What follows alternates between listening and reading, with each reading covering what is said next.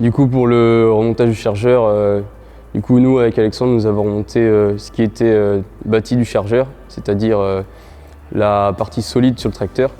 Et puis, du coup, le montage du chargeur en lui-même, c'était Cyril qui s'en est chargé. Alors, l'état du chargeur, quand on l'a récupéré la toute première fois, on a tout de suite remarqué qu'il était bien évidemment défraîchi, pas neuf, ce qui est tout à fait normal pour un chargeur qui avait 18 000 heures de service et 18 ans d'âge. Mais globalement, ce qu'on a pu remarquer, c'est qu'il était plutôt en bon état. Certainement parce que à la fois l'utilisateur l'avait entretenu correctement au jour le jour et qu'il avait été suivi normalement par le concessionnaire Massey Ferguson du secteur. Ça s'est vraiment bien monté. Hein. Bah, ça a l'air d'être super bien installé, effectivement. C'est vraiment le chargeur pour ce tracteur, quoi. Mais en termes de capacité, on est à quoi à peu près?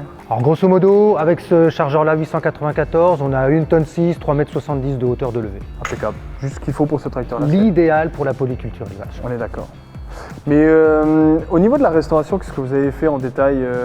Globalement, qu'est-ce que vous avez... Alors pour faire très simple, si on regarde devant nous, on va déjà commencer par ce qu'on n'a pas remplacé. Mais c'est ça. Les vérins, on ne les a pas remplacés. D'accord. Le bras, les barres de parallélogramme, les liaisons, le cadre porte-outils, tout ça, on ne les a pas remplacés. La partie châssis... C'était en excellent état, on a procédé à une mise en peinture. D'accord.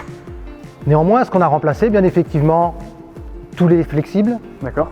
les bagues, les axes et quelques pièces d'usure qui sont à l'avant du chargeur. Mais comme tu le disais très justement, que de la pièce d'usure. C'est vraiment signe d'un bon usage et un bon entretien, quoi. C'est ça. Ça a été bien utilisé par l'agriculteur, bien maintenu par l'agriculteur et par son concessionnaire.